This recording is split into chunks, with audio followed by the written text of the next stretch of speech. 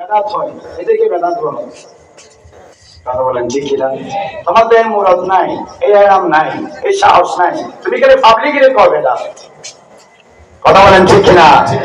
ইবনে হাজার আসকালানি বুখারীর শরহ লিখেছে, আল্লামা কুসতুলানি বুখারীর শরহ লিখেছে, জালালউদ্দিন সুয়ুতি অসংখ্য কিতাব লিখেছে, আল্লামা ইমাম নববী মুসলিমের শরহ লিখেছে, জগৎ বিখ্যাত আল্লাহর ওলিরা মোল্লা আলী কারি মালিকানের সাথে শরহ লিখেছে, আল্লামা আব্দুল মুহাদ্দিস দেলভী ভারতবর্ষে তিনি হাদিস প্রচার করেছে। কওমি বলেন, জামাতে বলেন, সুন্নি বলেন, যত মুহাদ্দিস আছে প্রত্যেকের হাদিসের সনদের মধ্যে একজন না থাকলে সনদ হয় না।